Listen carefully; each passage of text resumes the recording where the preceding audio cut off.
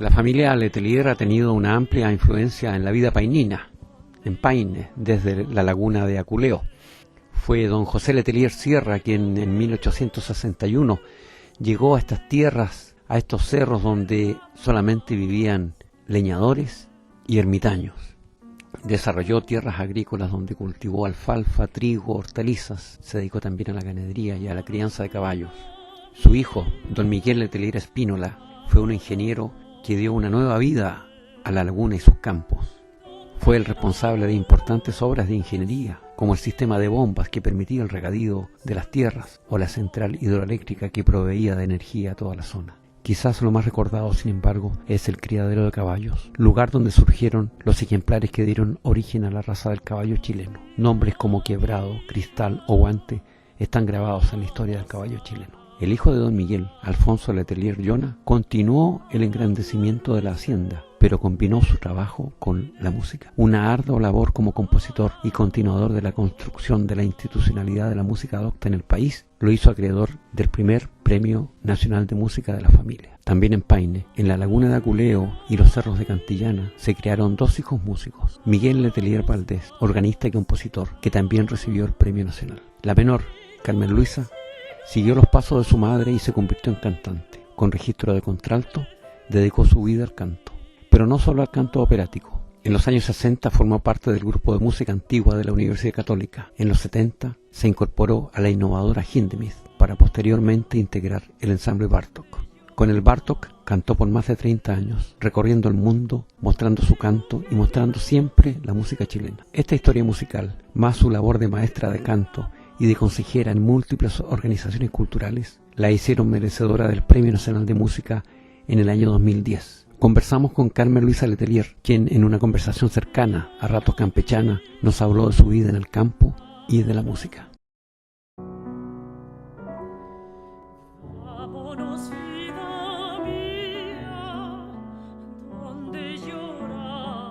Incluso encontré una carta el otro día y le decía, estoy tratando de hacer los planos para la iglesita que me pediste. Y efectivamente hizo los planos él y la construyó mi abuelo, el Tata, que era ingeniero, con mi papá. Y muy bonito porque fue hecho con puros materiales hechos en Aculeo. Las tejas hechas en Rangue, los ladrillos hechos en Rangue, los adobes, las piedras canteadas allá, las maderas, todas trabajadas, las vigas, todo hecho en Rangue. Y hecho por la gente del fondo en sus horas después de la hora de trabajo. Trabajaron todos los trabajadores después de la hora de trabajo. Habían dos albañiles que eran los jefes ahí, que eran Lucho Peña y Alberto Rojas, el maestro Heriberto Irrazábal, que era el carpintero, y los demás eran, digamos, a las órdenes de ellos, y todo esto con la vigilancia del ingeniero, que era Miguel Letelier. Y el año 44 se inauguró la iglesia, y la inauguró con una misa don Pedro Suercasó, con Francisco Valdés, con el capuchino, que estaba capuchino jovencito, recién recibido, y don Carlos Casanueva, que fue el fundador de la Universidad Católica, que era muy amigo de la familia. Y desde entonces la iglesia Rangue empezó a funcionar hasta el día de hoy, como centro ahí, como un centro espiritual de la zona muy potente, muy potente. ¿Y cómo era la relación con los trabajadores? Porque en cierto modo uno estaba un poco en una isla. Mira, la relación con los trabajadores era de una inmensa preocupación de mi papá y de mi mamá por el bienestar de la gente, y por el bienestar espiritual, por el bienestar cultural. Había mucha preocupación porque las casas fueran bonitas, que estuvieran en buen estado. Mi mamá me acuerdo que hacía unos concursos, a ver quién tenía la casa más bonita, quién tenía jardines, cuáles niños iban más arregladitos a la escuela. Se hacían fiestas de la vendimia, las fiestas del 18, se hacía todo, pasábamos haciendo fiestas, organizábamos representaciones teatrales, teníamos un grupo, cuando nosotros éramos jóvenes, adolescentes, teníamos un grupo de teatro que se llamaba Artistas Unidos de Rangue. Entonces traíamos amigos de nosotros del teatro de la Universidad Católica que nos dirigían obras de teatro y las ensayábamos en el verano y las dábamos al final de febrero. Dábamos una obra de teatro, hacíamos otra para el 18 con los niños de la escuela. Había un teatrito ahí donde está el centro ahora, ¿no? Que es lo que estamos tratando de recuperar. No sé si has entrado tú alguna vez, tiene un escenario adentro. Esta es la casa que está ahí en Sí, lo que está en la calle, en el camino, sí, lo que va por el camino. Frente al Jano, digamos. Era un teatro. Se hacían películas, llevaban una vez a la semana, iba alguien de Pintué, de Vergara, que llevaba películas. Todo, Jorge Negrete, la María Félix, era la locura. O sea, había una vida Sí, de comunidad, digamos. Muchas fiestas, muchas veces después venían las procesiones a San Isidro, las misiones. Las misiones eran una maravilla. Llegaban los curas por ahí por abril, poco antes de la Semana Santa, llegaban los curas capuchinos, venían de a dos. Se alojaban en la casa de nosotros y empezaban y pasaban como 10 días. Entonces, primero partían visitando a toda la gente, casa por casa visitaban a la gente, qué sé yo. Entonces los invitaban para la iglesia, entonces en las tardes era la prédica de los padres y se llenaba la iglesia así de gente. Y entonces predicaban, en la mañana hacían misa, daban la comunión, en el día salían a ver a los enfermos. Y el final de la misión eran unas procesiones fantásticas que se hacían desde el fondo del cajón. Y ahí en esas misiones aprovechaban los curas y casaban a la gente y bautizaban, y hacían de todo, confirmaban, porque había párroco en Pintué, pero iba poco. El párroco no daba abasto para tanta cosa. Tenía un coche con caballo, un cochecito, el padre llegaba, pero de repente no llegaba también. ¿Y era una población estable la de Sí. esa zona o emigraba mucha gente? No, estable, porque habían casas, eran buenas las casas. Mira, se cayó, eran preciosas las casas de Ranque. Hay una, creo que quedan 2 casas en pie. Una que está frente a la bodega, que es de Manuel Ortiz, que no sufrió tanto y la restauró, pero no viven ahí ellos, ¿no? La tienen como... La restauraron, eran muy bonitas las casas, con tejas, con corredores, con pilares. Había un plano que se hacían todas las casas más o menos iguales, y que se hacía con los materiales de allá, con los ladrillos, con las tejas, con todo lo de allá. Había una obra de ladrillo enorme, y tejas se hacían mucho, ladrillos. Todas las construcciones del fondo se hacían ahí. ¿Pero en esas construcciones vivían los trabajadores también? En las casas, claro, para los inquilinos. ¿Y quién pagaba eso? En el fondo. Ah. Mira, en el fondo chileno, por lo menos en Aculeo, el fisco nunca puso un peso, nunca, ni en iluminación, ni en caminos, ni en canales de riego, ni en bomba, para qué hablar, ni en casa. El Servicio Nacional de Salud no funcionaba, en ese tiempo había un dispensario donde venían médicos de Santiago. Si se enfermaba alguien, se le llevaba en el auto, llevaba a mi papá en el auto al hospital de Wynn. O sea, cuando vino la reforma agraria, fue muy injusto en muchos sentidos, digamos, porque fue un despojo, pero además fue muy injusto porque el Estado se apropió de una cosa en la cual nunca había puesto nada. El Estado nunca ayudó en nada. Nunca hubo ninguna inversión estatal en los campos. Toda la inversión que había era en las escuelas, eran particulares, pagadas por el fondo, los profesores eran pagados por el fondo, todo era pagado por el fondo. Pero todas esas fiestas y celebraciones, ¿eso lo pagaban el fondo también? Pero por supuesto, lo hacíamos nosotros, con nuestras manos, los adornos, con mi papá contrataba a los músicos, los disfraces, las obras de teatro, todo lo hacíamos nosotros, todo lo hacía el fondo, absolutamente todo. Y la gente hasta el día de las fiestas de Pascua, ¿para qué te digo? La gente hasta el día de hoy se acuerda de lo que eran las fiestas de Navidad, cómo hacíamos competencias en la cancha, venían los tipos disfrazados de Reyes Magos, se repartían, había que comprar regalos para todos los niños de Ranque, de todas las edades. Empezábamos con mi mamá en noviembre a comprar los regalos, tantas muñecas, tantas pelotas, tantos no sé qué, tantos niños de 2 años, tantos niños de 3 años, tantos niños de 4 años, así. ¿Y no se les transformaba en una carga eso? En un peso? Pero por supuesto, es decir, no era un negocio en absoluto. En absoluto no era un negocio. Mira, el campo era un modo de vida, no era un negocio, no era una industria. Claro, se hacía el vino era un vino muy rico, y se mantenía todo este mundo, digamos, se mantenía con eso. Todo este mundo se mantenía con eso. ¿Y podría contar con un poco más de detalle dónde vivían los Letelier, dónde vivían sus tíos? A ver, mira, Usted, cuando nosotros éramos chicos, primero vivíamos todos en las casas grandes de Pintué, las que se cayeron. ¿Y esas dónde estaban? Frente a la iglesia. Frente a la iglesia. Claro. Casas que eran lo más antiguo de Aculeo, eran del tiempo de la reina esas casas. Son unas casas eran unas casas enormes, preciosas. Se cayeron enteras con el terremoto, no quedó nada. Ahora, mi sobrino Sebastián Bernstein hizo de nuevo una casa frente a la escuela, frente a la iglesia, que es igual a la que había, no es igual tampoco, pero en fin, ocupó los pilares, ocupó más o menos el espacio igual. Bueno, ahí vivíamos todos. Después, cuando repartió el Tata, el Guillermo Letelier, casado con la María Luisa Santa Cruz, se fueron a Peralillo. La Marta Letelier, casada con Enrique Bernstein, se quedaron en las casas Pintué, pero ellos tenían la Guachera. José Letelier, casado con la Rosario Vial, se quedaron también en la Casa Grande y ellos tenían Pintué, para el lado de Bocahuao, por ese lado. Los Saldívar se hicieron casa en Los Hornos y se fueron a Los Hornos y nosotros nos fuimos a la Casa Rangue, que estaba construida de antes, la Casa Rangue del año 33. Entonces, con mi papá veía la viña, y era enólogo, mi papá era ingeniero agrónomo, era enólogo, veía la viña y vigilaba las bombas, como te digo, eso sí que era complicado, lo de las bombas, porque eran 3 bombas gigantescas, que esas sacaban agua, fíjate que se empezaban a andar como en octubre las bombas. En septiembre llegaba el ingeniero, un ingeniero especialista, revisaba las bombas, las probaba, que estaban buenas, quedaba todo listo y se empezaba a regar como en octubre y no paraban hasta marzo. Y regaban 24 horas, como decía Piñera, 24/7. No paraban. Me acuerdo que había el maestro Eulogio, que era el encargado de la bomba, dormía en la casa de máquina.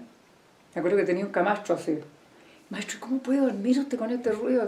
Mira, decía, porque cuando cambia el ruido me despierto. Si para o si cambia el ruido, pasa cualquier cosa, me despierto inmediatamente. Pero un ruido feroz, porque las bombas funcionaban día y noche, regaban. Nunca se acabó el agua y durante 100 años se regó con las bombas. Por lo que usted me cuenta, ustedes no vivían aislados dentro de la casa, sino que tenían contacto. No, tan loco, nosotros vivíamos metidos en las casas de la gente, vivíamos en las fiestas haciendo representaciones, viendo para todas partes, yendo a los potreros. Mira, pasábamos mucho contacto con la gente. Ya, mire. Íbamos a todas las fiestas, a todos los velorios, a todos los matrimonios, a todo. Era otra forma de vida. Era una forma de vida muy distinta y muy entretenida. ¿Y a qué hora se dedicaban a la música? ¿En la mañana, en la tarde, en la noche? En la noche. Ya. En la tarde tocaba, mira, mi papá era muy organizado, era muy, ¿cómo se dice eso? Se educó en el liceo alemán, él tenía gran admiración por los alemanes. Era muy disciplinado, tremendamente disciplinado, estuvo en el ejército, hizo el servicio militar. Le encantaba la disciplina, entonces levantaba muy temprano, salía a caballo a dar vuelta por el fondo, a repartir los trabajadores, a ver los trabajos, a ver los cercos, a ver todo lo que había que ver. Llegaba a la casa a las 12 y se encerraba a componer hasta que lo llamaban a almorzar. Dormía un ratito de siesta, salía al campo de nuevo, a las 7 volvía a la casa y se ponía a componer en la tarde hasta las 8:30, 9. Y después de comida se hacía música, normalmente. O sea, cantábamos en coro. Su papá no se dedicaba solo a la música, sino que tenía un trabajo... Pero mi papá manejaba el fondo, sí era un fondo más complicado del mundo. Imagínate, un fondo regado con bomba, con una viña, con una bodega. Era complicado. Y con no sé cuántos trabajadores, con una cantidad fantástica de trabajadores que había en Acoleo. Yeah. Así que, y después entonces cuando fue elegido decano el año... ¿Cuándo sería? En 50 y tanto, no sé. Después de Santa Cruz, como el 52. Entonces, claro, se lo eligieron decano en la Facultad de Arte. Entonces ahí tomó un administrador, porque ya no podía quedarse allá. Tomó un administrador en español, que era Sabino Zubeldia, que era el hijo del pintor Cabanas, que pintó la ermita de Paine. ¿Te ubicas la ermita de Fátima de Paine? Fátima, sí. Y los ángeles que hay en la iglesia Rangue, que son los ángeles, eso los pintó, que era muy amigo de mi papá. Y Juan era español. Y tenía varios hijos, y uno de los hijos, Sabino Zubeldia, se vino a trabajar a Rangue, estuvo como 10 años administrando en Rangue. Y fue una adquisición muy buena porque era una gran persona, Sabino, muy inteligente, muy lleno de ideas, de cosas, muy moderno para su idea agrícola, digamos. Hacían exportaciones de boldo, hacían exportaciones de corteza de quillay, exportaban almendras. Era para esa época, digamos, era un fondo bien... Y muy difícil, porque unas tierras muy malas, las tierras de Rangue son pésimas. O sea, tú no puedes sembrarlas todos los años tampoco. Un año sí, otro año no. Un año, la mitad del fondo era de rulo también, no todo era regado. Había ganado en los cerros, pero lo principal era la elaboración del vino, de un vino rico. O sea. Me llama la atención, ¿cómo hablaba su papá de la música a ustedes que eran niños, en una época en que los niños eran algo, un mundo aparte, que no participaban en las conversaciones de los grandes? Mira, ¿Cómo les contaba de lo que era la música a su papá a ustedes? Mira, no nos contaba, nosotros hacíamos música, nosotros teníamos, como vivíamos allá, teníamos una señorita alemana que vivía con nosotros, que era muy música, a Luise Gildemeister, que tocaba piano, que cantaba, que era una mujer que era media, era hija de una señora que había sido actriz, una mujer muy talentosa. Nos enseñaba, nos hacía bailar, nos hacía cantar, nos disfrazaba, nos enseñaba coro, nos enseñaba de todo. Entonces, y mi papá y mi mamá tocaban piano, mi mamá cantaba, entonces no había nada que decir, o sea, hacíamos música. Y después cuando estábamos un poquito más grandes, cantábamos en coro con mis dos hermanos, yo y mi mamá, y nos sentábamos alrededor de una mesa así, pasábamos tarde entera cantando y leyendo música de mi papá, los coros de mi papá que eran harto difíciles, y cantando, y gozábamos. Después venían los primos de Pintué, venían las Saldívar, y hacíamos coro y cantábamos en las tardes, hacíamos mucha música. ¿Y a qué edad aprendió a leer música? Nosotros de bien chicos, mira, nos tomaron clase a todos. Miguel era el niño prodigio. Miguel tocaba piano desde muy chico y componía. Y cuando tenía 7 años, se presentó con un coro muy bonito a un concurso que había de composición en la Universidad de Chile, con un seudónimo, era esto por supuesto, y se sacó el primer premio. Entonces, cuando sacó el premio, fueron a repartir el premio, y sube arriba el escenario este niñito de este porte a recibir el premio, nadie podía entender esta cosa. Y le dieron un premio de mucha plata, en ese tiempo eran como 5.000 pesos del año, no sé, por el año 50 sería. Entonces se compró un tren eléctrico precioso en la casa Dockenbailer. Precioso el tren, me acuerdo, con los carros grandes así. Y bueno, entonces, pero Miguel estudiamos, y nosotros con Juan también teníamos una profesora que nos hacía teoría y solfeo. Juan José estudiaba violín y yo estudiaba piano, desde muy chico. Entonces, todos sabíamos música, y leíamos mucho, porque teníamos esta práctica que yo siempre, en el conservatorio, siempre peleaba con los profesores de teoría, les decía, háganlo leer a 4 voces a los chiquillos, va a ver usted que van a aprender mucho mejor que con una clasecita de solfeo típica. ¿Y cómo es eso? Que canten Claro que canten. Mira, bueno, al principio tienes que aprender las notas, pero la práctica de cantar una voz oyendo otra al lado, y oyendo otra acá y otra allá, y cantar la tuya, es una cosa que no se puede comparar con nada. O sea, tú adquieres una rapidez de oído y una facilidad de lectura, porque estás obligado a cantar tu voz aunque estés oyendo otra cosa, ¿te fijas? Sí, el mismo beneficio que tienen los niños en las orquestas juveniles. Sí, que claro. es distinto a tocar solo. Pero por supuesto. Sí, entonces, eso te fijas, para nosotros fue... Ahora, mi hermano Juan José también cantó mucho, cantó en el conjunto de música antigua, incluso hicimos una gira a Estados Unidos, cantó en el Lincoln Center de Nueva York, nada menos. Y después no siguió cantando porque se dedicó a trabajar en el campo, pero éramos todos músicos en realidad. Y Miguel, como te digo, después de que se sacó este premio, bueno, tuvo clase con la Elena Weiss, la pianista, famosa pianista, tocaba bastante, pero cuando ya llegó a la edad de la adolescencia, como que se cargó con esto de que, ay, mijito toque, ay, que este niñito que está... ya, le cargó. Cuando salió del colegio, dijo, yo me quiero ir a estudiar ingeniería forestal a Valdivia, que estaba recién fundada la Universidad Austral, y se fue a Valdivia. Con gran sorpresa, todo el mundo, cosa más rara, porque siempre le gustaron los árboles, la naturaleza, etc. Y estaba en Valdivia, pero con tan mala suerte que en mayo de ese año vino el terremoto. Y ahí entonces se tuvo que volver a Santiago, y a mitad de año ya no podía entrar a ninguna parte, y vivía en la casa de nosotros, estaba viviendo en esa época don Julio Perceval, que era un organista notable que había contratado en la Facultad de Arte, que era un belga, y Miguel era un tipo fascinante, era un fenómeno, tocaba piano todo el día, hablaba de música, tocaba órgano, improvisaba, componía, era un monstruo. Y entonces Miguel quedó tan fascinado con don Julio que entró al conservatorio, empezó a estudiar composición, empezó a estudiar órgano con él y se dedicó a eso. Mira, los alumnos de don Julio hasta el día... Bueno, Miguel fue su alumno más destacado, digamos, y Miguel siguió con la cátedra de órgano en la universidad, pero nunca logró que la Universidad de Chile realmente se interesara. Fíjate que mi papá, por consejo de don Julio, compró un órgano estupendo, un organito, creo que era Carlini o no sé, una marca así muy buena. Se lo compró a unas monjitas que estaban aquí en Perú, Valdivia, unas monjitas de clausura.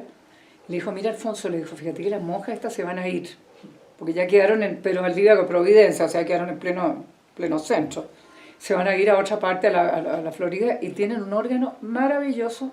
Cómpraselos tú para la facultad y le pagas con un órgano eléctrico, que es lo único que ellas quieren. Que lo compró mi papá. Que llegó a la facultad del órgano y nunca se pudo poner. Mira, durante 60 años estuvo el órgano guardado debajo del escenario de la Isidora Seger, porque había que ponerlo en una iglesia, la verdad era que porque no cabía en otra parte. Pero nunca los curas quisieron nada con la Universidad de Chile, ni la Universidad de Chile nada con los curas. La verdad, la cosa fue eso. No hubo forma de ponerlo en una iglesia y que hubieran dado permiso para que los estudiantes hubieran ido a estudiar, o que no se pudo. Entonces, bueno, hay órganos en Santiago, 2 o 3, pero mal tenidos, cuesta muy caro mantenerlos. Y la cátedra de órgano hoy día la tiene Jaime Carter, que es alumno de Miguel, pero hace las clases en San Ignacio, porque en la facultad no hay órgano. Hay un órgano eléctrico porque está malo. Así que eso fue una lástima, que don Julio, si hubiera estado vivo don Julio, a lo mejor habría conseguido, no sé, mover a no sé quién, porque además tocó toda la época en que la iglesia se separó de la liturgia y no querían nada con el órgano, no querían nada con el latín ni con el canto gregoriano, entonces en las iglesias los órganos quedaron botados. Sí. ¿Cómo pensaba un joven cuando usted era adolescente? Porque hoy día todos los jóvenes, cuando ya pasan la adolescencia, empiezan a pensar en estudiar para tener un trabajo y se van persiguiendo el dinero que le puede dar y no su vocación. Ustedes, yo me imagino que no estaban obligados a trabajar para ganar dinero necesariamente. ¿Cómo abordaron ustedes teniendo la música a un lado? ¿Se cuestionaron de qué voy a vivir? No, mira, lo que pasa es que no solamente nosotros, todos los jóvenes que hoy día estudian música, es tan fuerte la vocación del músico que la verdad es que no está feliz en ninguna parte si no está haciendo música. Eso es real. Eso es absolutamente real, te fijas, y realmente los músicos trabajan bastante por amor al arte. Claro, no debería ser porque los músicos, como digo, los músicos también comen, lo que hablábamos esta mañana, ¿no? De pagar a los músicos y todo lo demás. Pero en general, yo lo veo en los jóvenes que van a estudiar al conservatorio, estuve tantos años en el conservatorio, yo no les decía a los chiquillos, oye, piénsalo bien, porque si tú tienes un talento 7, ya, dedícate, porque vas a poder hacer carrera. Si tienes un talento 4, piénsalo, porque no vas a vivir de esto, no importa. Es lo que yo quiero, es lo que me gusta, es lo que yo amo, y siguen adelante y terminan viviendo de eso. O dirigen un coro, o hacen clase, o no sé qué, pero se las arreglan, pero siguen con su vocación. ¿Es más que un entusiasmo de adolescente? Sí. Ahora, claro, hay algunos que no siguen porque se dan cuenta de que no tenían dedos para el piano, pero en general yo te diría que la gente que quiere música, está en la felicidad que le produce a un músico hacer música que no se puede comparar con nada. Y si no lo hace, va a estar amargado toda la vida. ¿Y usted ha sentido felicidad con la música? Absoluta. ¿Cuáles son los momentos que usted recuerda que hayan sido? El minuto que tú te subes al escenario y está el teatro lleno de gente, y está la orquesta, y están esperando que tú empieces, y tú sabes que tú vas a hacer algo que a ti te encanta y que a la gente también le va a encantar. Es una sensación, pero indescriptible. ¿Y cuáles han sido los momentos que usted recuerde de escenarios o de obras? Mira, además obras que a uno le gusten mucho, cuando empieza una pasión de Bach, la pasión según San Mateo, que tú sabes que es una obra que se ha estado preparando, además uno ha estado preparando la obra durante meses, te fijas, estudiándola, entonces está metido vive ese mundo, respira eso. Ya, hoy día, por fin, hoy día se va a hacer. Y mi mamá siempre me decía, a mí me pasaba lo mismo cuando cantaba, yo me decía, llega el director de la primera entrada y partió. Y es como que tú te subiste a un barco, el barco partió, desatracó y partiste. En este viaje que vamos todos juntos, el coro, la orquesta, todos vamos en el viaje. Y ya no paramos, ya nadie te va a ayudar, nadie te va a dar la mano, tú estás solo, tienes tu parte, tienes que cantar, ya, partió. ¿Hay que ser valiente para eso? Da harto susto. Hay que ser Da valiente. harto susto subirse al escenario, es lo más aterrador que tú te puedes imaginar. Yo fíjate que no me daba tanto terror. Hay personas que, bueno, hay músicos que tienen esa cosa, una cosa que se llama el track, que lo llaman los gringos, que es el susto, es tal el susto que no pueden. Y hay gente que no ha podido enfrentar al público y se quedan como paralizados. No, a mí nunca me dio eso, pero sí lo suficiente dolorcito de guata como decir, ay, ¿en qué me metí? Hay una tensión que a su vez da energía, ¿no? Si no hay tensión es muy peligroso, porque tú te distraes, te pasa cualquier cosa. No, yo no me ponía muy nerviosa, pero tú te das cuenta que terminó el concierto y te hacen así, te botan al suelo después. Porque estaba muy, muy tenso, ¿te fijas? Hay que estar bien, si no está bien de voz, si te sabes bien lo que vas a cantar, si tienes dudas, espantoso. Si todos los demás están bien y si nadie se equivoca y si no pasa nada, es una maravilla. Pero puede pasar cualquier cosa también. ¿Para qué decir en la ópera? Ahí sí que ya es... Eso sí que es terrorífico. Porque en la ópera tú estás más solo, estás de memoria, estás representando, estás vestido.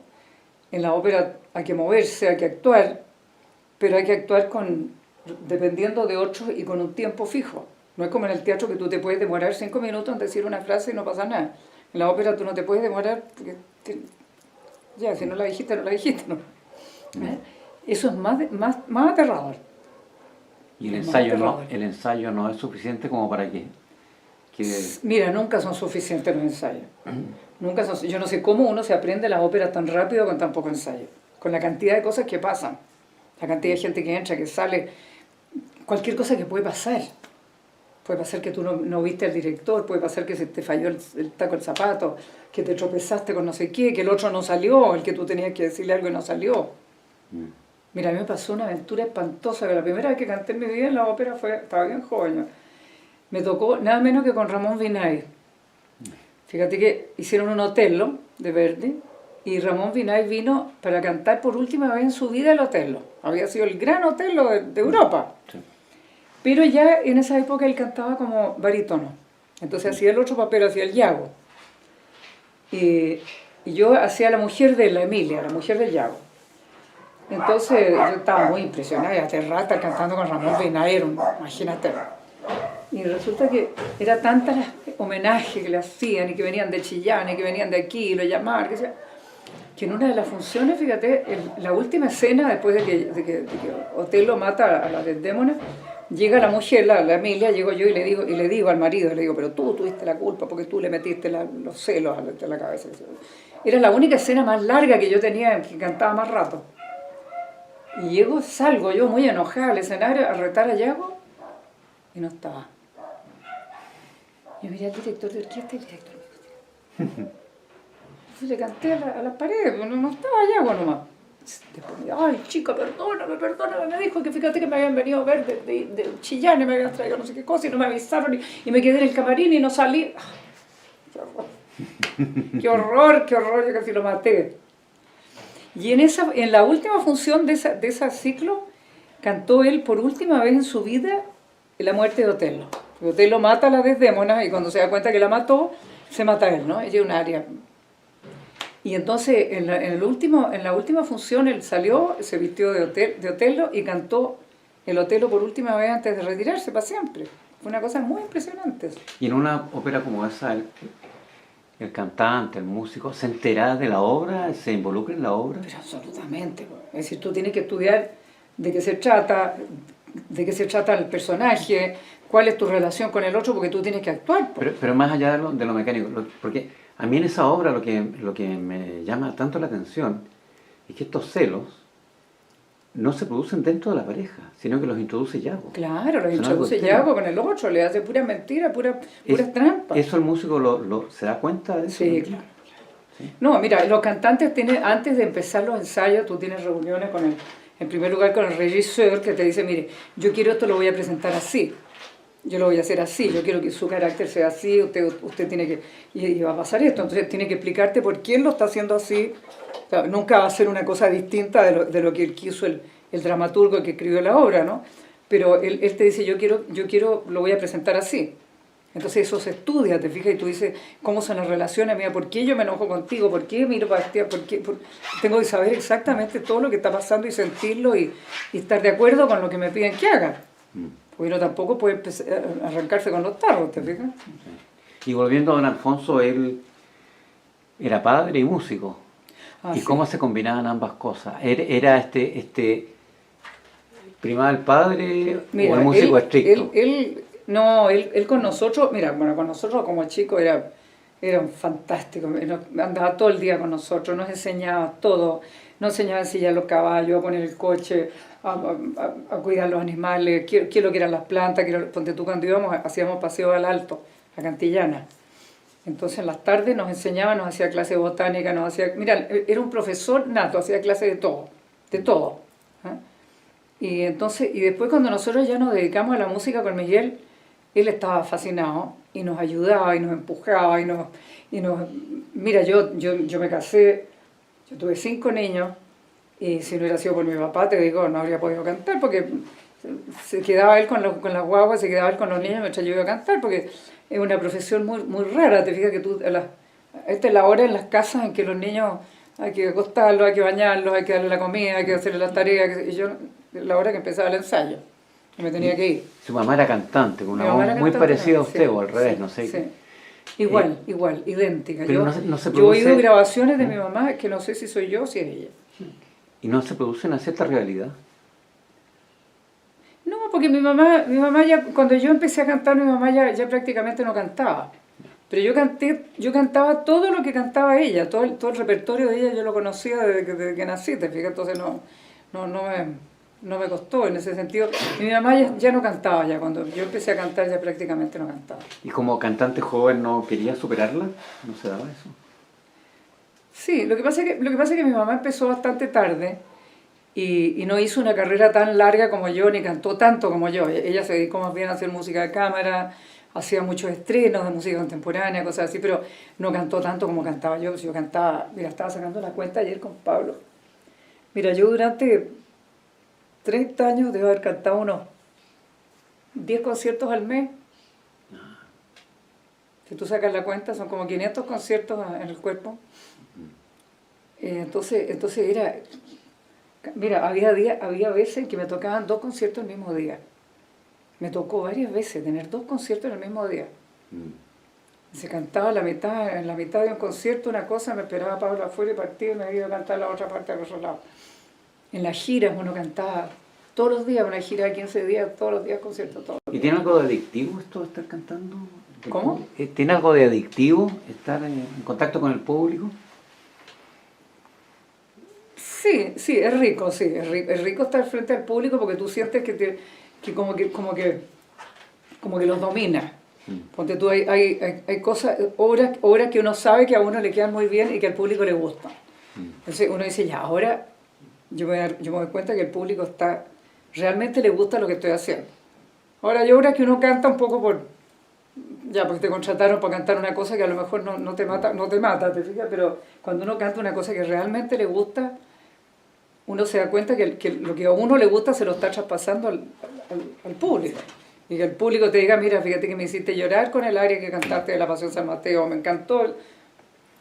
Bueno, esa era la idea, uno dice como el Chavo, así, tenía como el Chapulín, estaba fríamente calculado. Uno tiene que tener conciencia de sus capacidades y limitaciones para no ser en una ambición desmedida, tratar de hacer algo que no le sirve para lo que uno no da. ¿Cuesta eso? No, mira, en la voz hay que tener mucho cuidado con eso. Mi profesora siempre nos decía, yo no tenía una voz fácil, ¿eh? Yo entré a estudiar canto no por cantar, sino que porque yo era profesora de castellano. Y hacía clase y además cantaba jazz, cantaba cueca, cantaba con la Violeta Parra, cantaba de todo. Se tenía la voz hecha pedazo. Y hacía clase y era peor todavía. Entonces, mi papá me dijo, ¿por qué no toma clases con la profesora de mi mamá en el conservatorio, con la Lila Cerda, para que le corrija esta cosa? Entonces entré al conservatorio, como yo sabía música, entré de un examen de admisión, canté una cosa, y la Lila me dijo, yo te voy a mejorar la voz, porque ella era una profesora fantástica, que esta nieta le vamos a mejorar la voz. Entonces me empezó a hacer clase y me mejoró tanto la voz que a final de ese año que yo entré, había un concurso de canto que se hizo, y me presenté al concurso porque las cosas que pedían, yo las conocía todo porque las había cantado mi mamá, y yo me metí al concurso de puro patúa. Había otras cantantes ya profesionales en el concurso. Y me fue tan bien que llegué hasta la última etapa y me llegué hasta cantar con la Sinfónica. Había que cantar un área de ópera, yo no había cantado ópera en mi vida, si yo tenía la voz de tarro, te digo, cantaba con la Violeta Parra, cantaba cueca nomás. Pero ya me había mejorado esta señora hasta tal punto que canté un área de Sansón y Dalila, nada menos, ¿cómo se llama? ¿De quién es Sansón y Dalila? ¿De Sansón? Sí. Y con orquesta sinfónica, imagínate. Y cuando habla de mejorar entonces cuando canté ahí dije, ya, es decir, el castellano, pero chao, nunca más, qué lata. No. Y empecé a cantar y la señora Lila era muy severa, me dijo, mira, se acabó el jazz, se acabó la Violeta Parra, se acabó la cueca, se acabó todo. Tú cantas lo que yo te dejo cantar y nada más, porque esta voz tuya hay que corregirla, tienes que ir de a poco, tienes que ir viendo lo que puedes. Entonces yo me acostumbré, te fijas, a no tratar de cantar cosas que me quedan grandes porque mi garganta no aguantaba. Entonces nunca canté cosas que me quedaran grandes. La señora Lila me decía, si no estás cómoda, déjalo. Puede ser que la puedas cantar una vez, 2 veces, pero si no estás cómoda, déjalo. ¿Y por qué habla de mejorar la voz? Porque esto como... No, es una técnica, hay una técnica para que la voz resuene como tiene que resonar. ¿Te fijas? Y si tú no usas bien la musculatura y la respiración y qué sé yo, con la voz así. ¿Y eso es fácil que pase en la música popular, por ejemplo? Absolutamente. Porque la cueca, Entonces, claro. Entonces me dijo ya, y se acabaron los trasnoches, se acabó la fumadera, se acabó todo. Es bien, en ese sentido, es bien sacrificado. Y todo músico tiene que ser... No puedes trasnochar, no puedes fumar, no puedes tomar, no te puedes reír fuerte, no puedes ir a un lugar donde haya humo, no puedes ir, hay que ser una vida como de monja. ¿Todo músico tiene que ser disciplinado, cree usted? Sí, absolutamente. Mira, cualquier falta a la disciplina... Ahora, te digo, tú tienes que cantar todos los días, tienes que estudiar todos los días, y los instrumentistas mucho, pero uno no puede ensayar 4 horas como un pianista porque te quedas sin voz, pero un pianista tiene que ensayar 8 horas diarias, y el violinista otro tanto, si no, se queda atrás, pierde el training y chao, eso no. Y hoy día que hay tanto músico, y tan bueno, el que pestañea pierde. ¿Y para cantar usted tenía alguna cantante como punto de referencia? ¿Quería ser como alguien? ¿Como otra cantante? Había una cantante que me gustaba mucho a mí, que era la Kathleen Farrier, que era una australiana que cantaba Mahler, que cantaba Brahms, que cantaba... Sí, ese era el repertorio que me gustaba a mí. Me gustaba mucho Bach. Ahora, yo canté de todo, la verdad. Yo canté música antigua, estuve más de 25 años en el conjunto de música antigua de la Silvia Suplet, cantando música antigua, música medieval, música del Renacimiento. Canté mucho oratorio barroco, canté Bach, hasta que me apuntaba. Canté música alemana, mucho Lied alemán. Canté mucha música francesa, música española. Después hicimos música contemporánea durante 35 años con la Ensemble Bartók. Canté mucha ópera, estuve muchos años cantando en la ópera. Nunca me metí en un papel de ópera grande porque la voz mía no era eso. ¿Y por qué es contralto? ¿Cuál es la clasificación? Por eso conocemos la soprano, la mezzosoprano. ¿Cuál es la escala? Soprano, mezzosoprano, contralto, tenor y bajo. Ya. Ahora, hay contraltos más oscuras, yo era contralto más bien liviana. Hay otras contraltos mucho más oscuras, con las voces inmensas, por ejemplo, para cantar los contraltos que cantan Wagner, ese tipo de cosas. Yo nunca me metí a cantar esas cosas, porque eso está con una orquesta gigante, hay que tener un... Ahora, la voz mía, a pesar de que era chica, es una voz bastante... Pasaba por encima de la orquesta, pasaba por encima de todo, porque la técnica era muy buena, tenía la voz muy bien puesta, entonces sonaba por arriba de la orquesta. Y me acuerdo una vez, me invitaron a cantar al Colón de Buenos Aires, una obra Alexander Nevsky, de Prokofiev. Llegué al primer ensayo al Teatro Colón, me paré en el escenario y dije, qué horror, ¿dónde me he venido a meter? El Teatro Colón es como, no sé si lo conoces por adentro, pero gigantesco. Yo dije, espanto, ¿cómo voy a hacer? Oye, es tan maravilloso que tú abres la boca y suena por todo el teatro así. El de Lima también. El Teatro Municipal de Lima también, sí. Se nota la nota viajando. Sí, te digo, los teatros con buena acústica, aquí el Teatro Municipal depende del lado que uno se ponga. Si se pone al lado allá del escenario, se oye mejor que al lado acá. Pero yo tengo grabaciones del Municipal, fíjate, bastante buenas. Y tengo grabaciones de hartos teatros, del Astor. Tengo grabaciones de aquí, ¿cómo se llama? El Baquedano. ¿Y esas grabaciones se están archivando, guardando? Voy a sacar un disco. Voy a sacar un disco que hoy día me mandaron ya los últimos, como quien dice, el último de la tapa y del diseño, porque ya está todo listo. Pero son grabaciones de conciertos, no son grabaciones de estudio ni nada que se parezca. Ya, pero hay gente aquí que esté capacitada para conservar y rescatar eso. Mira, a mí me pasó, en la Universidad de Chile. Mira, a mí me pasó que mi papá, como era muy chocho con nosotros, tenía mis programas, tenía mis críticas, tenía mis grabaciones, tenía todo. Miguel mío tenía unos álbumes así con todas las cosas de nosotros. Yo como tenía tantos niños, la verdad que escasamente tenía tiempo de cantar y no iba a estar recortando críticas. Mi papá lo hacía. Y grabaciones, tenía mi papá montones. Y después el terremoto, como la casa quedó muy mala, sacamos todo lo que estaba en la pieza de mi papá y lo metimos subterráneo en la casa de Rangue. Hasta que descubrimos con Miguel con horror que el subterráneo se había mojado y había unas cajas que tenía mi papá así, llenas de estas cintas magnéticas así. Le dije, oiga Miguel, esto es un horror, hagamos una cosa, regalémoselo a la facultad. Se llamamos por teléfono, vino un tipo en una camioneta, se la llevó. Entonces después empecé yo, Miguel ya se enfermó, entonces, hablé con el profesor Miranda, que era el cargo de eso, y le dije, oye Francisco, juntémonos durante años, que llevamos juntándonos todos los días el lunes, vamos oyendo las cintas y yo te digo lo que es, y si no está nada escrito encima para saber lo que es. Y empezamos a digitalizar todo lo que había. Cosas increíbles de la Orquesta Sinfónica, Víctor Teva. Entonces me dijo, señora Carmen, me dijo, usted tiene 10 discos aquí, me dijo, material para 10 discos con todo lo que hay aquí. Yo se los arreglo, les quito los ruidos. Bueno, hicimos un disco, ya hicimos uno, que todavía no lo hemos lanzado, que hicimos el año, vino la pandemia también. Es un concierto entero que hicimos con Elvira Sabe, con obras de Wolf, con obras de Mussorgsky, de Granado, Enrique Granado y de Villalobos. Un programa precioso, un concierto que está pero redondo, el concierto maravilloso, con las toses, con aplausos, pero un concierto. Y entonces quedó tan bien que me dijo, ya ahora hagamos otro. Entonces ahora estamos haciendo uno con obras sinfónicas. Tengo uno con Rossini,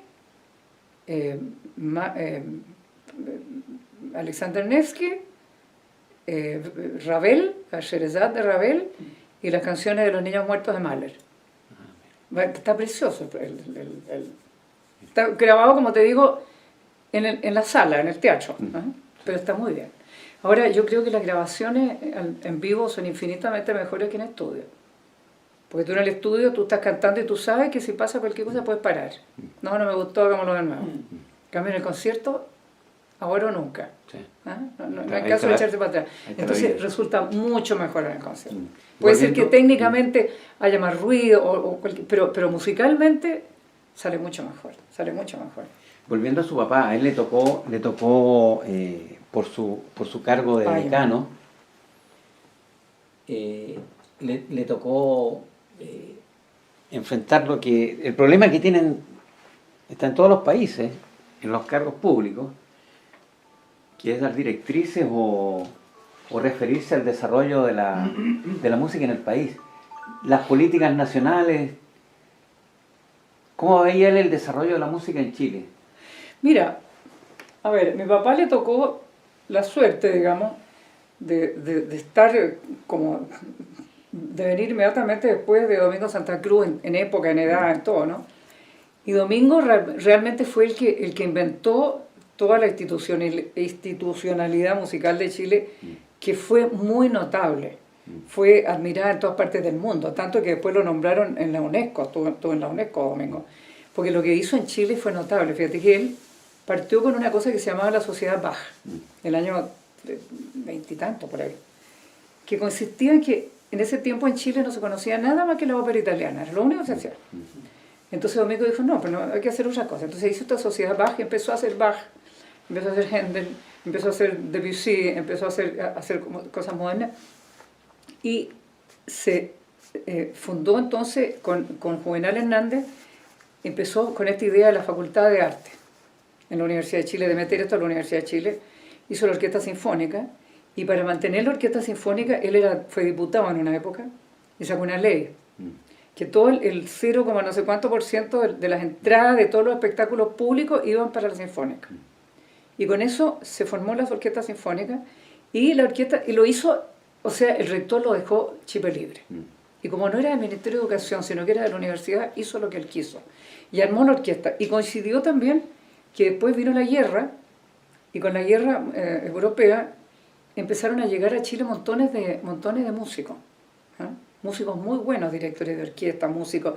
Llegaron los bailarines, se formó el Ballet Nacional, se formó porque un grupo alemán, que era el Ballet Joss, que era un ballet contemporáneo que había en esa época, andaban haciendo una gira por América y los pilló la guerra y se quedaron aquí. Porque había muchos judíos probablemente entre medio, no quisieron volver a Alemania.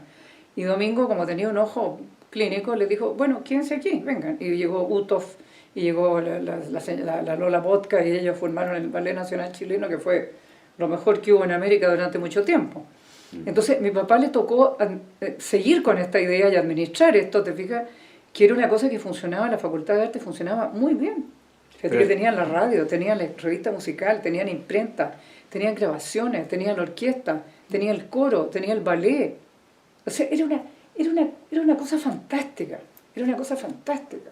Pero como compositor, su papá tenía esperanza en este país tan chico, con tan poco público, con tan poca público que sepa, que tenga el hábito de escuchar música. Mira, mi papá, ¿Era optimista? con Domingo sí, con Domingo hicieron una cosa que era muy notable, que se llamaban los festivales de música chilena, se hacían cada 2 años, en que los compositores presentaban obras, había un jurado técnico, digamos, que elegía las obras, y las obras recibían un premio y se hacían, y las obras premiadas se hacían, la temporada.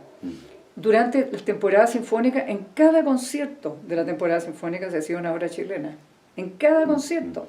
No como ahora que hacen como gran cosas, hacen Soro por aquí y hacen otro por allá, pero en cada concierto, cada director extranjero que llegaba, señora, usted tiene que hacer esta obra, usted tiene que hacer esta obra. Y entonces ya había gente en ese tiempo muy, como diría yo, eran como pioneros, eran como, porque Domingo era abogado, mi papá era ingeniero agrónomo, todos eran compositores, por supuesto, pero eran gente que sabía gestión, que sabían manejar cosas, que sabían manejar plata, que sabían manejar gente. Eso es muy importante.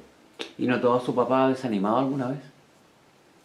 No, mi papá no se desanimaba nunca. Mi papá peleaba, habían unas peloteras y unas peleas y unas huelgas de los músicos y unas cosas terribles, pero no se desanimaba. Mi papá era bien curioso mi papá, fíjate, que no era optimista para nada, era un hombre muy atormentado, tenía problemas metafísicos así, complicados, pero era muy realizador. Era muy bondadoso, la gente lo adoraba porque era lo más buena, lo hacían leso, para que te digo, don Alfonsito hasta el día de hoy, en Aculeo te habla de don Alfonsito y caen todos en éxtasis. Era muy buena persona, en la administración pública lo adoraban porque era muy cuidadoso, muy amable, muy cariñoso, nunca le pasaba por encima a nadie, nunca se imponía, te fijas, era realmente una persona bien notable en ese sentido. Entonces, todo lo que se hacía, te fijas, costaba mucho, pero se hacía. Y lograban convencer a los rectores y lograban sacar las cosas adelante. ¿Y cómo veía él el involucramiento de los músicos en la política? Isamit, Carvajal, Falabella, todos estos músicos que... Sí, convivía con ellos como hemos convivido todos, con músicos. Pero mira, llegaba el minuto de la música, los músicos como que se olvidan un poco de la política. Era en la parte administrativa, en la parte de los sueldos de la orquesta, en las elecciones de los delegados. Ahí la cosa se ponía fea. Pero en la parte de la música todos se entienden, todos nos entendemos. Hemos acostumbrado a convivir, te fijas, con gente de pensamiento muy distinto, pero llega la música y ahí uno se acaba las diferencias.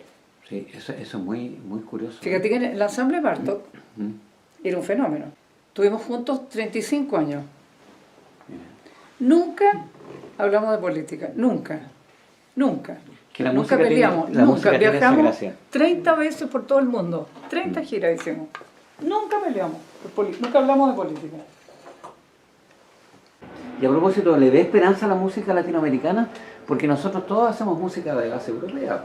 ¿Mm? Por supuesto, claro, pero sí que somos, pero ¿cómo vas a separar tú en Latinoamérica lo que es europeo de lo que no es europeo? Po? Hablamos castellano de partida. Pero ¿podría salir una música puramente americana? Mira, hay música latinoamericana que es inconfundible. Mira la música argentina, mira la música de Ginastera, la música de Guastavino, de López Buchardo.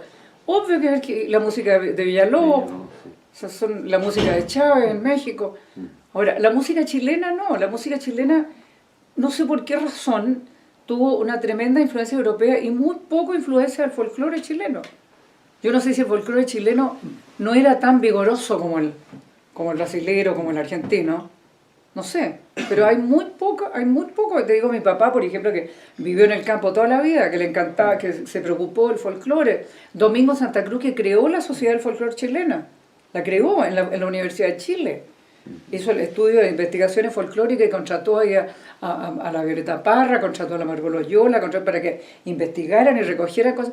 Domingo nunca escribió nada, creo que hay una canción que cantaba yo que se llama La Tonada de la Animita, pero no tiene nada de tonada.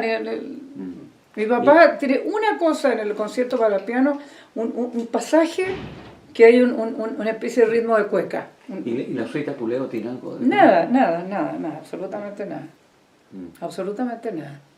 Es una cosa completamente intelectual, onírica, expresionista, no sé cómo quiera llamarla, pero folclórico, cero, nada. Sí, Es el paisaje, es el viento, son las montañas. Una de las últimas obras de su papá es El hombre frente a la ciencia. Sí, Y es de una reflexión ya más metafísica. absolutamente. ¿Era ese su papá? Mi papá era tremendo. Mi papá, cuando se murió mi hermano menor Francisco, que estuvo enfermo, se murió muy joven, se murió como de 34 años, con una enfermedad muy larga, muy terrible, qué sé yo, donde mi papá quedó, pero deshecho con eso, vivía con ellos, era soltero Francisco, estaba soltero todavía. Y entonces ahí mi papá, fíjate que dejó de escribir música y se puso a escribir poesía, y tengo unas poesías que son, yo no me atrevo ni a leerla porque son, pero para romperse el alma de pena y de triste y de tremenda y espantosa. De la Gabriela Mistral, que era chiquitita al lado. Y después al final, fíjate, la Balín Georges, que era tan insistente, lo convenció de que escribiera una obra para el Bartók. Y la escribió El Nocturno, que fue la última cosa que escribió, con un texto de él, hablando sobre el dolor y sobre el paso del tiempo y sobre la muerte, No, mi papá era tremendo, en ese sentido era... Pero toda su música terminaba finalmente con una melodía gregoriana, porque ahí encontraba como el descanso. En el gregoriano encontraba como su equilibrio. O sea, no, tiene que haber algo más allá, y llegaba el gregoriano. Siempre había en la Sinfonía ante la Ciencia, en los Sonetos de la Muerte, en el Nocturno. El Nocturno termina con una melodía a voz sola. No sé si te voy a dar un disco, pues no sé si está grabado en el disco la obra esa, es muy impresionante. Esa obra le hicimos mucho y él antes de morirse llamó a la Balín, me dijo, llama a la Balín. Estaba muriéndose ya, llegó y la enfermera dijo, pero ¿cómo si no puede ver a nadie? No, le dije yo, mira, la está llamando, y entró la Balín a la pieza y le dijo, Balín, no, sigan tocando mi obra, no te olvides de tocar el Nocturno, sigan tocando mi Nocturno. Fue lo último que dijo, sigan tocando mi Nocturno. Y... Bueno, y como me lo escribió a mí, ahora lo quieren hacer las chiquillas, queremos resucitar el Bartók, que yo no sé si la Carolina, le dije, mira Carolina, si hay que cambiarle nota, cambiémosle. Pero la idea es que se haga la obra, porque si a ti te queda muy bajo una nota, ella soprano. Si te queda muy bajo algo, cambiémosela y no le contemos a nadie y hagámoslo nosotros. Pero que se haga la obra porque eso es lo que él quería. ¿Y cuáles eran los temas que abordaba su papá? Mi papá abordaba el tema de qué es lo que había más allá.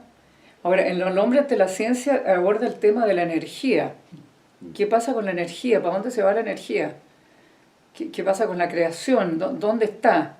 Y termina con una melodía gregoriana. ¿Y tenía humor en sus obras también? Sí, sí, tiene unas obras muy humorísticas. Tiene una que se llama La Suite Grotesca, que es muy divertida porque son la mona triste, el guaso curado, la no sé qué.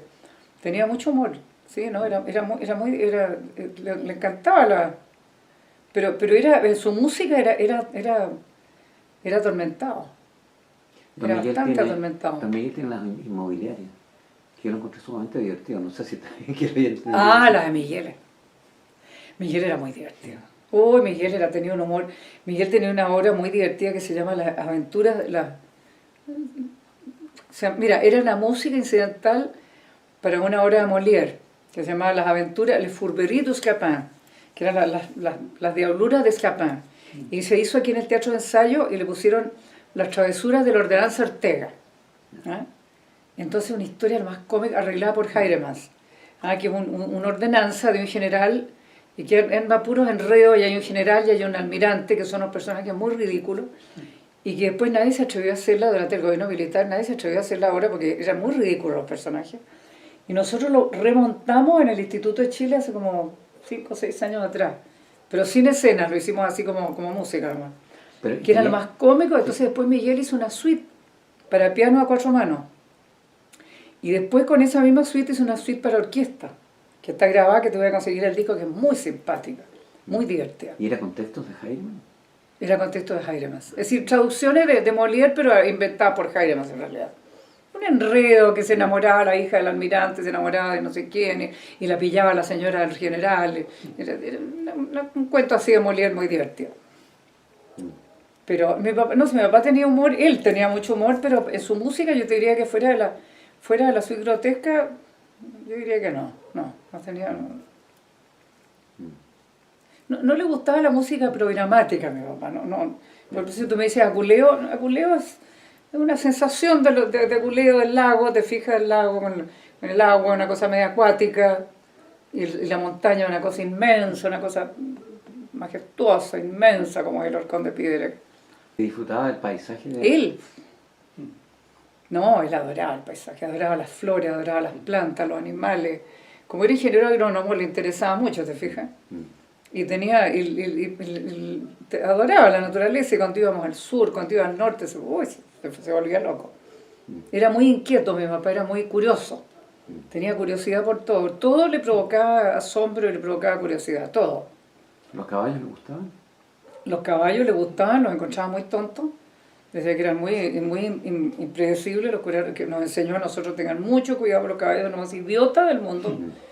Te pasa 20 veces frente a una cosa y la 21 se espanta y te bota. Nos enseñaba a poner bien la montura, pero no era especial, lo usaba los caballos, pero no le gustaba correr en vaca, no. Nunca lo vi corriendo, eso no le gustaba. Iba a los rodeos, tenía animales, pero no le gustaba. Mira, ¿cómo te digo yo? Entendía la cosa folclórica porque consideraba que era un valor, digamos, y una manera y una identidad que había que mantenerla, ¿no? Pero él no le ponte tú las fondas, como todo lo hacía el fondo, armábamos las fondas para el 18, y como no había carabineros, había que estar ahí hasta que se fuera el último apuradito para que no se agarraran a pelear. Mi papá de revólver, por si acá. De repente llegaban afuerinas, llegaba gente. Se preocupaba de las cantoras, de los divinos, les compraba guitarra, le escribía la música, las grababa, ¿te fijas?